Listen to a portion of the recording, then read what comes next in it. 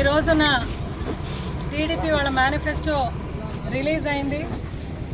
నిజంగా ఎంత హాస్యాస్పదంగా ఉంది అంటే, కూటమి అయితే ముగ్గురుతో జతకట్టినాడు చంద్రబాబు నాయుడు గారు, పవన్ కళ్యాణ్, బీజేపీ వీళ్ళందరూ కలిసి కూటమి తయారు చేసుకున్నారు.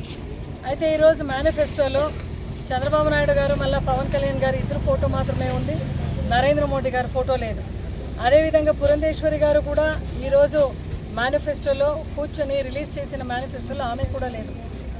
రాష్ట్ర ప్రజలందరూ కూడా ఒకటి మీరు అర్థం చేసుకోనాలా, ఏంటంటే చంద్రబాబు నాయుడు ఏ మేనిఫెస్టో అయితే రిలీజ్ చేసినాడు ఈరోజు, ఆ మేనిఫెస్టోకి మోదీ గారు మద్దతు లేదని ఈరోజు రాష్ట్ర ప్రజలందరూ కూడా గమనించుకోనాలి. అంటే ఇంకా చంద్రబాబు నాయుడు గారు ఎప్పుడు కూడా అబద్ధాలు చెప్తాడు, కుర్చీ కోసమే పని చేస్తాడు. ఇటువంటి ఒక మేనిఫెస్టోలో మేము అసలు మా ప్రమేయం లేదు అని బీజేపీ తేల్చి చెప్పింది. కాబట్టి ఈరోజు ఈ మేనిఫెస్టో ఎంత మోసపూరితమైన మేనిఫెస్టో చంద్రబాబు నాయుడు గారు రిలీజ్ చేసినారని మనం అందరూ కూడా ఒకసారి గమనించాలి. ఈరోజు ఒకటి సూటిగా ప్రశ్న అడుగుతున్నాను చంద్రబాబు నాయుడు గారికి. మీరు ఆ రోజు మోదీ అంటే అభివృద్ధి అన్నారు, మోదీ అంటే అది ఇది అని ఆయన ఎంత పొగిడినారు.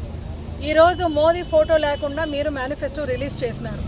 అంటే మీ మేనిఫెస్టోకు ఎటువంటి మద్దతు మోదీ గారు పలకలేదు. అంటే మీ కూటమి ఎటువంటి కూటమి?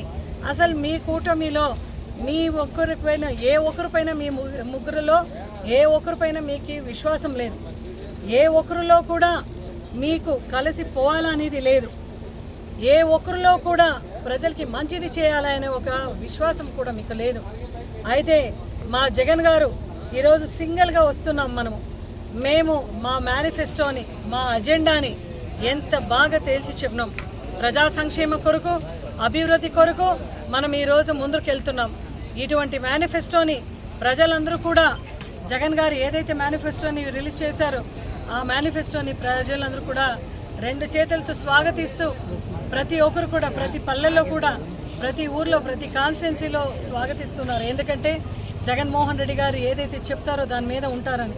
ఈరోజు టీడీపీ క్యాడర్ అయితే ఏమి, టీడీపీ లీడర్స్ అయితే ఏమి, అదేవిధంగా చంద్రబాబు నాయుడు గారు అయితే ఏమి, మీ అందరికీ కూడా రాబోయే రోజుల్లో తక్క గుణపాఠం ప్రజలే చెప్తారు. ఎందుకంటే మీ అవిశ్వాసానికి, మీ తప్పుడు హామీలకు, కుర్చీ కోసం మీరు రిలీజ్ చేసిన మేనిఫెస్టోకు, మీ కూటమిలో ఉన్న అవిశ్వాసానికి రాబోయే ఎలక్షన్ను ఇంకా 13 రోజులు ఉంది. ఈ 13 రోజు ఎలక్షన్ రోజు మీ అందరికీ కూడా తక్క సమాధానం ప్రజలే చెప్తారని చెప్తూ, అదేవిధంగా వై నాట్ 175 అనే నినాదంతో మేము ముందుకు వెళ్తున్నాం.